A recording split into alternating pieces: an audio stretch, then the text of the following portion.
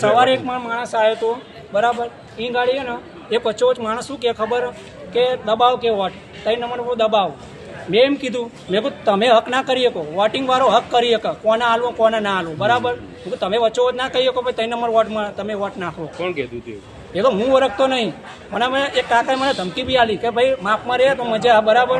કડી પેટા ચૂંટણીનું મતદાન ચાલી રહ્યું છે તેવામાં બોગસ મતદાન થતું હોવાનો આરોપ કોંગ્રેસે લગાવ્યો છે। જો બીજી બાજુ જુદા જુદા પક્ષના લોકો પણ મતદાન કરવા પહોંચી રહ્યા છે અને જીતની આશા વ્યક્ત કરી રહ્યા છે। વૈષ્ણવજન તો તેને કહીએ જે પીડ પરાઈ જાનાને રે। નમસ્કાર, નવજીવન ન્યૂઝમાં આપનું સ્વાગત છે। હું છું જયંત દાફડા। કડી પેટા ચૂંટણીનું મતદાન શરૂ થતાં જ વિવાદ સર્જાયો હતો। કોંગ્રેસના ઉમેદવારે સવારે નકલી એજન્ટ મતદાન મથકમાં હોવાના આરોપ લગાવ્યા હતા, તો હવે કોંગ્રેસના મહિલા નેતાએ બોગસ મતદાન થતો હોવાનો આરોપ લગાવ્યો છે। કુંડાળ ગામમાં બોગસ મતદાન થતો હોવાનો આરોપ મહેસાણા જિલ્લા મહિલા કોંગ્રેસ પ્રમુખ ડોક્ટર મેઘા પટેલે કર્યો છે। તેમને સાંભળીએ તેમણે શું આરોપ કરી રહ્યા છે। પોલીસને ઇન્ફોર્મ કરજો, આ બાર સિક્યુરિટીને ઇન્ફોર્મ કરજો। રૂલ્સ અગેન્સ્ટ કઈ પણ વસ્તુ થાય મારો નંબર લઈ લો, નોટ કરી લો।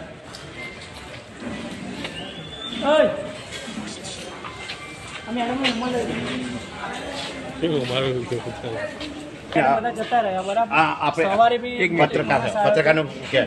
સવારે એક માણસ આવ્યો હતો બરાબર એ ગાડી ને એક વચ્ચોવચ માણસ શું કે ખબર કે દબાવ કે વોટ 3 નંબર પર દબાવ મેં એમ કીધું મેં કહ્યું તમે હક ના કરી શકો વોટિંગ વાળો હક કરી શકે કોને હાલવો કોને ના હાલવો બરાબર તમે વચ્ચોવચ ના કહી શકો ભાઈ 3 નંબર વોટમાં તમે વોટ નાખો કોણ કીધું એ તો હું ઓળખતો નહીં મને એક કાકાએ મને ધમકી બી આલી કે ભાઈ માપમાં રહે તો મજા બરાબર મેં કીધું સારું સાહેબ મેં કીધું માપમાં રહેશું તમે માપમાં રહ્યો છો અમે માપમાં રહેશું એમ કરીને જતા રહ્યા। અમને આમ ધમકીઓ હાલે કે 100 કિલોમીટર દૂર રહેવાનું એટલે હમણાં આ હે માટે હાલ્યું હમણાં 100 કિલોમીટર દૂર રહેવાનું 100 કિલોમીટર દૂર હોય એટલે તમે મન ફાઈમ ચલાવવાનું।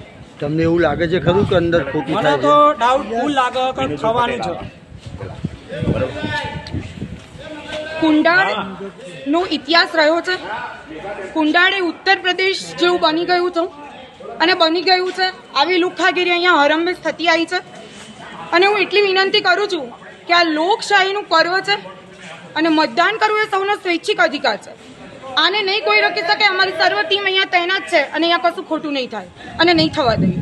કડી વિધાનસભામાં કુલ 2,89,927 મતદારો છે, જેમણે 294 મતદાન મથકો ઉપર પોતાનો મતાધિકારીનો ઉપયોગ કરશે અને પોતાના પ્રતિનિધિને ગાંધીનગર વિધાનસભામાં મોકલશે। તો બીજી બાજુ ભાજપના નેતા નીતિન પટેલ પણ મતદાન કરવા પહોંચ્યા છે અને તેમણે પણ મીડિયા સમક્ષ ભાજપની જીતનો દાવો કર્યો છે અને તેમણે શું કહ્યું મીડિયા સમક્ષ આવીને તેમને પણ સાંભળીએ। બ્રાહ્મણની વાડીમાં મતદાન કરવા આવ્યો હતો મારા પરિવાર સાથે અને મતદાન કરી દીધું છે। સમગ્ર કડી તાલુકામાં શહેરમાં શાંતિપૂર્વક મતદાન ચાલી રહ્યું છે અને બધા જ મતદારો પોતાના મતાધિકારનો ઉપયોગ કરે એવી પણ મારી બધાને વિનંતી છે અને ગુજરાતના વિકાસ અને પ્રગતિ માટે બધા મતદાન કરી રહ્યા છે। ત્યારે સ્વાભાવિક આજે મતદાન થયા પછી બધા જ સાથી કાર્યકરો સાથે અમે સાંજે મીટિંગ કરીશું અને વરસાદના કારણે થોડી ઝડપ અત્યારે મતદાનની ધીમી છે। બહેનો ઘરકામ પતાવીને પછી પરંપરા પ્રમાણે બપોરે મતદાન કરે છે, એ પ્રમાણે મતદાન થશે અને લગભગ 60%થી વધુ મતદાન નોંધાય એવો મને વિશ્વાસ છે। કડીના ભાજપના ઉમેદવાર પણ મતદાન કરવા માટે પહોંચ્યા હતા અને તેમણે 60 થી 70% વોટિંગ થાય તેવી આશા વ્યક્ત કરી હતી અને મતદાન કર્યા બાદ તેમણે મીડિયા સમક્ષ આવીને શું કહ્યું તેમને પણ સાંભળીએ।